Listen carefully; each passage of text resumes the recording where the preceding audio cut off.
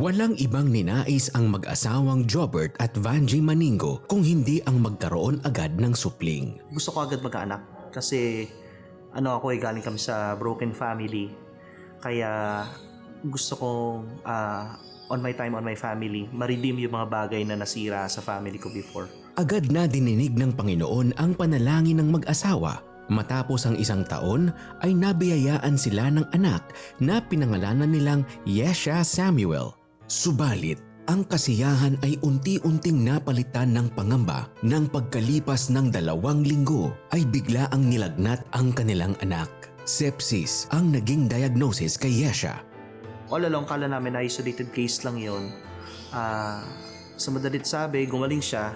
2 taon matapos ang unos sa pamilya Maningo, ay nabiyayaan sila muli ng pangalawang supling, si Zia Gabriel. Dito na nagsimula ang sunod-sunod na kalbaryo sa kanilang pamilya. Yung aking pangalawa, ganun din. 14th day, nilagnat. So alam na namin yung drill. Hindi kami makahinga, yung kada may sasabihin, may gagawin para sa kanya. Tapos, nararamdaman ko na hindi na okay. Kung sakali na mabuhay siya, may cerebral palsy siya. Or gulay siya or ganun. Kasi madami na siyang seizures sa ulo. Si Jobert ayaw, nilalaban niya talaga. Sabi ko, Bert, nahihirapan na siya. Kasi yung ko dun sa may room niya, dahan-dahan hanggang sa nag-flat na siya. Wasak na wasak kami nun. Hindi namin alam kung anong gagawin nun. After few months, namatay yung aking father. Tapos, mga 2 months ulit, 2 or 3 months ulit, namatay naman ang aking mother-in-law na kasama namin sa bahay during that time. So, 10 months span, 3 taong pinakamahalaga sa buhay namin ang nawala. So, during that time, nabaong kami sa utang. Dark age talaga sa amin yon. Subalit sa gitna ng iniindang kalungkutan, sumilip ang pag-asa. Hindi inaasahan ng mag-asawa na sila ay muling magkakaanak noong 2020. Ngunit naging kagyat ang kanilang selebrasyon dahil sa 3 buwan ay nakunan si Vangie. Nawala ng heartbeat ang aming baby. So, nalaman ko po yun on my birthday pa. Lingid sa kaalaman ng mag-asawa, marubdob ang panalangin ng kanilang anak na si Yesha upang magkaroon muli ng kapatid. Oo nga, no? Parang ang selfish ko naman.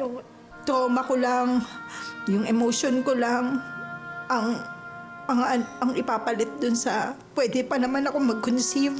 Sobrang saya ni Yesha nung nalaman niyang buntis ako. 2 taon matapos mawala ang pangatlong anak, ginawa na ng mag-asawa ang lahat upang masiguro na magiging maayos ang pang-4 na pagbubuntis ni Vangie. Sa pagkapanganak ng kanilang ika-4 na supling na si Kazaya Hadasa, walang mapagsidlan ng kaligayahan ang mag-asawa. Pinagawa ni Jobert lahat ng test. Nagtataka silang lahat na bakit niyo papagawa yung test, hindi yung mga lang. So the following day, nalaman namin na meron na siyang sepsis, pneumonia, and UTI. Ikinagulat din ng mag-asawa na maliban sa mga nasabing karamdaman ay may mas malaki pa silang kakaharapin na kondisyon ng anak, ang malaking butas nito sa puso. Grabe na yung hingal ng anak namin. Kahit tulog, grabe yung hingal. Lalim. Tagmandaling araw nagigising ako, tinitingnan ko kung buhay pa yung anak ko. Everyday, salita kami ng asawa ko na nananalangin sa kanya. Naghanap ako ng mga videos sa YouTube ng mga miracle healing. Yun na panood ko sa CBN, yung miracle po ng mga healing ng mga bata doon. Nakaramdam ako ng malaking pag-asa. Sabi ko, Lord, kung nagawa mo sa kanila yun, kaya mo rin gawin yun sa anak ko. Tapos yung dinala kami ng Panginoon sa kwento ni Hezekiah, kung saan sabi ng Panginoon, I've heard your cry, and I will heal you for my glory's sake. Bitbit ng mag-asawa ang pangako ng Panginoon habang dinadala na sa operating room ang kanilang anak para sa open heart surgery. Malala yung case ng anak mo. There's a possibility na sa lamesa siya abutan ng operating room. Sabi ko, sige Doc, pero gagaling siya. Nasa loob siya ng operation, di namin alam. Hindi kami kumain, nag-fasting kami, nanalangin kami, naka-prayer network kami. Ay, hindi pa kayo na-update? Ay, bakit po? Tapos ang operation 2 hours ago. Successful ang operation. Sarap sa pakiramdam ng time na yun. Lagi namin babalikan yung time na yun na ganun. Ang Lord ay sapat. Kasi ang pinagpe-pray namin healing eh. Pero sinagad ng Lord hanggang provision. Wala kaming binayaran. Nasabi ko sa sarili ko, ano pang problema ang hindi kayang solusyonan ng Panginoon sa amin. Buhay nga ng anak ko, binigay niya eh. Kaya alam namin ganun ka makapagyarihan ng Panginoon. Lahat kaya niyang gawin. Walang imposible. Para akong nanonood ng boxing, yung round 1, round 2, you know? Bugbog na yun, ano? Yeah, and yet they just, persisted in their faith. It's beautiful. Grabe. I love the story of the operating room. That nagpe-pray pa rin sila, they're fasting and they're praying, hindi nila alam, sinugot na pala ng Panginoon yung kanilang mga panalangin. Kapatid, hindi marami ang makakasabi na ganyan ka seryoso ang dinadaanan nila. And there are many, of course, also na mas malala pa rito ang mga dinadaanan. And sometimes when you're in the middle of something like this, ang iniisip mo talagang wala nang ibang pwedeng mas grabe pa sa dinadaanan mo. Whatever your situation is right now, I want you to know one thing. God is there with you. Hindi ka nag-iisa. Kasama mo sa oras na ito ang Panginoon. If you don't know the Lord Jesus right now, if you've never opened your heart to a relationship with God, the living God who took Jobert and Vanji through that trial after trial, and hanggang ngayon, nakakangiti pa rin sila, nakakapanalangin pa rin, at nananampalataya pa rin sa Panginoon. And He's the one, the same God who took Jobert and Vanji through what they went through, can take you through what you're going through, can deliver you out of that and bring you from glory to glory. Yan po ang plano ng Panginoon para sa atin, is to refine us, to transform us, to change us, to be more like Him. So maaring yan ang dinadaanan mo sa oras na ito, kapatid. All you need to do, if you've never prayed to receive Christ, or if you prayed to receive Christ before, and you want to do it again, do that right now. Let's pray. Manalangin po tayo. O Diyos Ama, maraming salamat, Panginoon, na kayo ay buhay na Diyos at kumikilos hanggang sa oras na ito, hanggang sa araw na ito. Hindi po kayo magbabago. Bukas, you'll still be the same. Mapagmahal pa rin kayo.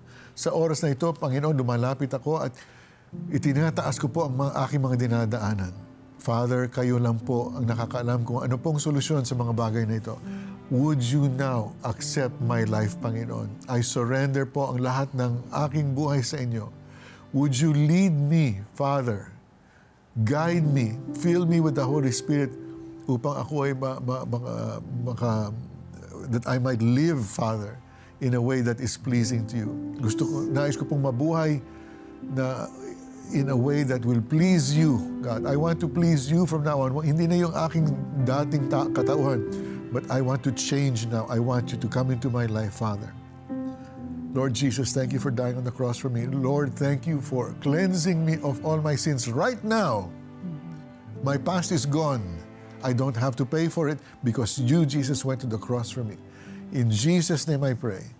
Amen and amen. Panginoong Jesus, sinatanggap ko po kayo na aking Panginoon at tagapagligtas. Sumabay ka ba sa panalangin upang tanggapin si Jesus? Narito ang CBN Asia Prayer Center para sa iyo 24/7 upang tulungan kang magsimula ng panibagong buhay na punong-puno ng pag-asa, kapayapaan at tagumpay. Just text YES, your name and location o mag-chat sa The 700 Club Asia Facebook Messenger.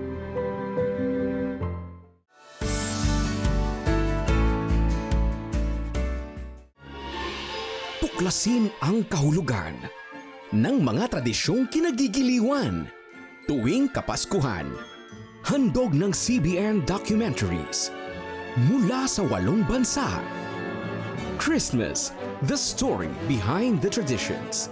Ito ang aming espesyal na regalo para sa iyo kapag nag-donate ka sa CBN Asia ngayong Pasko. Maging pagpapala sa mga taong nangangailangan. Maging CBN Asia partner na. Sumaghari sa bahaghari, magpupuri kay Jesus palagi. Pagkatapos ng We're back on the 700 Club Asia. Kasama natin ngayon si Jobert. Welcome to the show, Jobert. Thank you for accepting our invitation. Salamat din. Yan, well. Sayang, wala si Jobert dito kanina nung pinapanood natin yung video niya. Kasi nag-iiyakan na kami dito.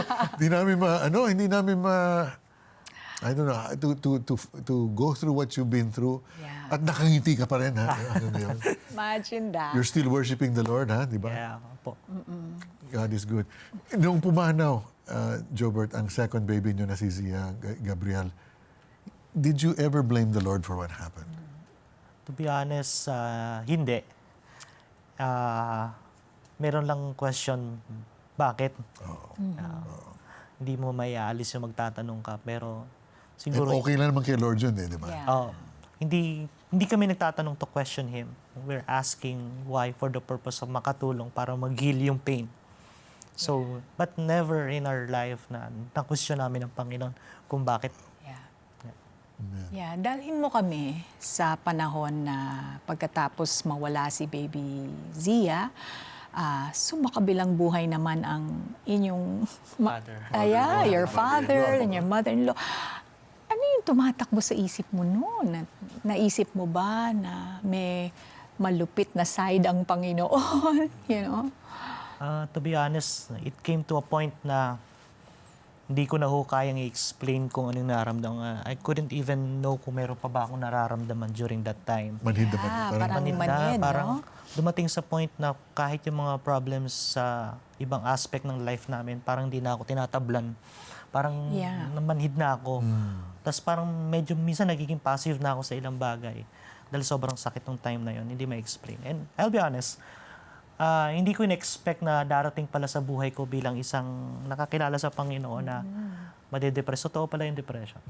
Okay. At totoo pala yung darating ka sa point na parang, I even pray for that prayer na, Lord, kunin mo na lang ako. Yeah. Kasi hindi ko na kaya yung pain.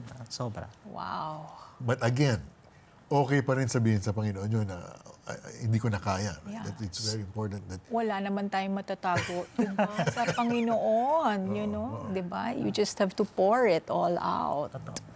No? So, paano nyo naman, dahil we're airing this during Christmas, paano nyo ipinagdiwang ang Pasko noon nung habang kayo ay nagluluksa dahil sa kanilang pagpanaw? Di ba, tatlo sunod-sunod, right? Meron bang mga tao na dinamayan kayo ng mga panahon ito at nakatulong ba ito para maibisan yung kalungkutan ninyo? I'll also be honest with you po, no? Namatay po ang aming anak po in December at nalibing siya 2 or 3 days before Christmas. ouch. So, after that time, December is the most, kumbaga parang napakabigat sa amin. Yes. Yes. It came to a point po na every December, eksaktong December 1, 12 midnight, all of a sudden bigla akong umiiyak. Yeah. And there are even times na hindi ko sinasabi sa asawa ko, madaling araw lumalabas ako ng kwarto kasi nag-iiyak ako. Yeah. Sobrang traumatic. Even ngayon ngayong December, Yeah. for some reason, meron akong anxiety, may panic attack na siguro part ng Yeah. recovery namin. Yeah. Yeah. Paano namin na-celebrate ang Christmas? Nagdoon po nagsimula na parang gusto na lang namin matapos yung Christmas kasi ang lungkot. Yeah. I can imagine, you know? Yung mga dumamay sa amin, napakarami po. Churchmates po namin, napakalaking bagay na miyembro ka ho ng Ng community. ng mga Yeah. mananampalataya at even yung family members namin. Pagkatapos po na ipalabas, di ba, yung kwento nyo sa 700 Club Asia, kayo naman po ang sumailalim sa isang operasyon. Paano po kayo ginabayan ng Diyos habang hinaharap niyo yung hamon na ito? Exactly po na 1 week after my shoot po sa yung episode namin noon. Ako po na-diagnose na meron pa akong thyroid cancer during that time and 2 months after maoperahan ang anak ko sa puso. Ako naman po na-operahan due to thyroid cancer. Oh, wow. Nandun po ako sa PGH noon. Sabi ko, Panginoon, time out na. Parang hindi ko na kaya. Surrender. May symptoms ka na ba, no? Wala po. Wala. Walang symptoms. Walang any symptoms. And nung time na yun, nasa hospital ako after ko ma-operahan, talagang dumating sa point na, Lord, this time ba, valid ba kung sakaling questionin na kita? I had that conversation with the Lord na, Yes. nag-preacher po ako, tapos yung lalamunan ko pa yung, Oo. Yes, yes. Panginoon, ayaw mo na ba akong Mag-serve. Yeah. maghayag ng salita mo? Sabi ng Lord sa akin lang anak, the reason why I allowed it, it's because I want you to become more effective in what you do. Even actually, yung marinig po ako nagsasalita ngayon is already a miracle of God. Amen. Because I've consulted a speech therapist, ang sabi niya, sa laki ng bukol na tinanggal sa akin, may mga same case sa akin na hindi na nakapagsalita na maayos. They need an equipment already. Glory to God. Amen. Kaya every time that I'm preaching, it's already been It's a miracle of God. Himala na yun. Well, I guess that answers my next question is paano pinakita at pinadama ni Lord ang kanyang faithfulness sa inyo sa kabila. Well, apart from that, no, sa kabila ng mga pagsubok na naranasan nyo both in the past and in the present. Overwhelming yung mga trials sa amin. Yeah. Pero there was a time wherein God has brought us dun sa story ni Job ng restoration. I don't know. Kung nagkataon lang na Jobert din ang pangalan ko. Oo nga, no? So, Lord, may birth mo yan. May birth. kaya parang may Tapos ang pangalan ng bunso ko ay Keziah na anak ni Job after the restoration, which means restoring back to the heart of God. Yes. Amen. Sunod-sunod din po. Ang dami naging trials po after nun.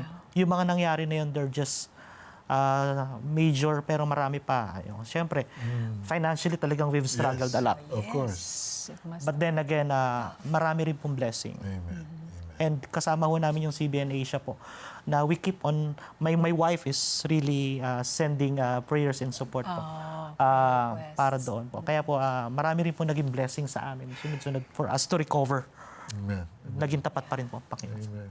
God bless you. God Salamat bless po, you. salamat. God bless you. God bless you. Yes. Salamat. Thank It you was for a sharing your privilege to hear your story. Hallelujah. So when you find yourself weary and worn, remember this. It's not always our situations that need to change, but our hearts. Through God's grace, our hardships can transform us, turning our trials into testimonies and our burdens into blessings. Let us embrace these divine lessons, for they help build our faith to further our spiritual growth. Kaya tawag na sa 24/7 Prayer Center upang ikaw ay maipanalangin ng aming trained prayer counselors. Handa rin sila na kayo ay encourage mula sa salita ng Diyos. Ang numero ay nasa TV screen. More of the 7 Hour Club Asia when we return. Stay with us. We'll return after a few reminders.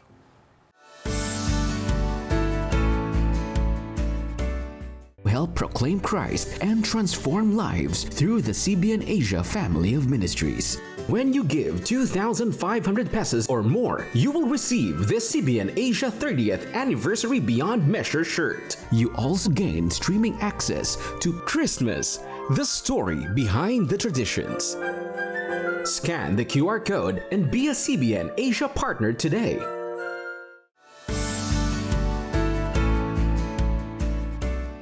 In the face of life's trials, we can find solace knowing that our hearts are home to a King who has triumphed over the world's troubles. Tapos ng boxing. This King is the reason we celebrate Christmas with joy and hope. Join us in this celebration as various reverb worship artists grace us with their beautiful rendition of their newest Christmas single, Jesus Aming Hari.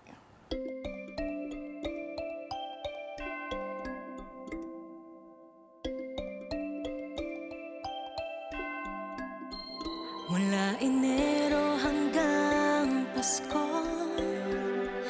mainit man o bumabagyo, dakila ang katapatan mo. Ito ang kwento ng bayan ko.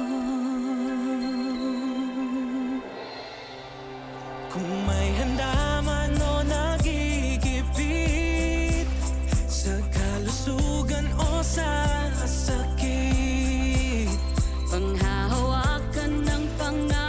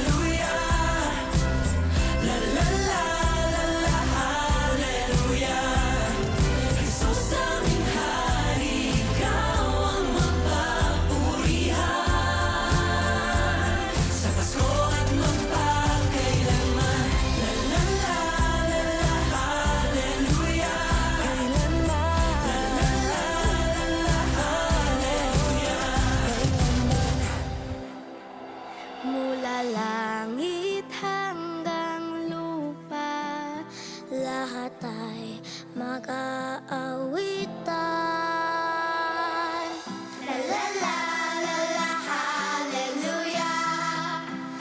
La la la la la, hallelujah. Kapayapaan, iyong hatid sa aming kalungkutan. Jesus, aming hari, ikaw ang papurihan. Sa Pasko at magpakailanman. Hallelujah, kapayapaan. La la la la, hallelujah. Jesus, aming hari, ikaw ang papurihan. Sa Pasko at magpakailanman. La la la la la, oh Pasko na. Pasko na. La la la la, hallelujah. Hallelujah. Jesus, aming hari, ikaw ang papurihan. Sa Pasko at magpakailanman.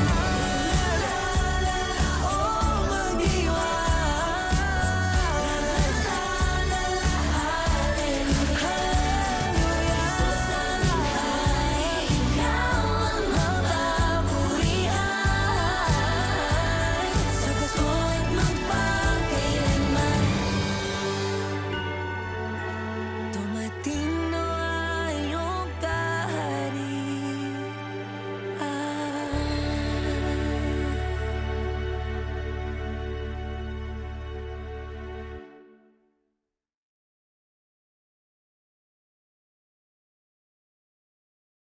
Jesus, aming hari, ikaw ang mapapurihan. Sa Pasko at magpakailanman. La la la la la, hallelujah. Sabi doon nga, kung, whether it's in times of bagyo or whether it's in times of, hindi bagyo, di ba? Hari pa rin ang Yes, Panginoon, amen. and then He's still worthy of our praise. And speaking of the one who's worthy of praise, maaring nangangailangan kayo ng prayer sa oras na ito. God is the one that we turn to. God is the one who has the answers to all of your healing issues. Yes, Lord. So ang gagawin po natin ngayon ay mananalangin. And for those of you who need the touch of God in your bodies, need healing in your relationships, ialay po natin, hingin po natin sa oras na ito ang pagkilos ng Panginoon sa buhay ninyo. In Jesus' name, Father, would you move now? Lord, in those who are in the hospital, Lord, those who are in their sick beds at home, Panginoon. Yes, Ito there are a few who are struggling, matanda na sila, ang dami ng ailments ng katawan nila, and they're giving up. Understand, kapatid, that your feelings do not rule over God's creation. Amen. This God who rules on the throne. So sa oras na ito, receive now that refreshment of power from the Holy Spirit to revive you. That depression, we speak death to that depression. We reject that depression right now. Go away. Be gone, spirit of depression, in Jesus' name. That spirit of death, we rebuke you in Jesus' name. Be gone in the name of Jesus. Yes. Hope, spring forward. Renewal, spring forward. Refreshing, come in Jesus' name. Felicia? There is someone watching right now and narinig mo na sabi ng mga doktor that they have done all that they can. And hindi na, wala na silang magagawa for your situation. But the God we serve is a miraculous, wonder-working God. And He is moving in your situation. Yes. So receive your healing in the name of Jesus. Receive your healing. The Lord is speaking wholeness to you right now and restoration in the name of Jesus. There are those watching us who have dengue. The Lord is healing you right now in the name of Jesus. Thank you, Father. Thank you. Amen. Amen. Naramdaman ko na tuloy-tuloy ang pag-recover ko. Doon ko naranasan yung kapangyarihan ng Diyos. Wala kaming pera pero naitayo namin yung farm na ito. Nag-restore sa akin, finances, trabaho, lahat po yan galing sa Panginoon. Tulad ba nila ay sinagot din ng Panginoong Jesus ang iyong panalangin? We want to hear it from you. Please text answered prayer and share your story with us. Send it to 0917-126-1442. As we navigate through these storms, we discover an inner strength and peace that only the Lord can provide.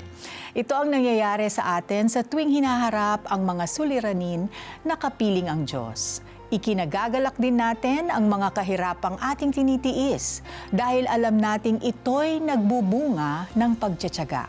At ang pagtsatsaga ay nagbubunga ng katatagan.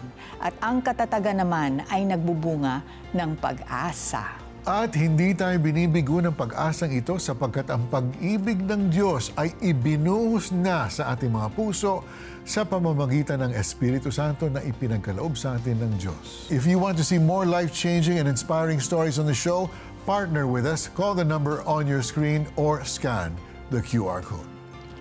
Samahan niyo kami ulit bukas sa isa na namang inspiring at life-changing na episode. Dito lamang yan, same time, same channel.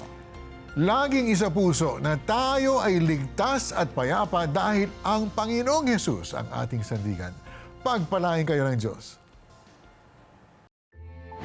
Lalaking 4 na beses na rehab ng dahil sa droga, magbabagong buhay pa kaya? I will die as a drug addict. The Jonathan Du Story. Dito lang sa The 700 Club Asia, Biyernes alas 12 ng gabi sa GMA.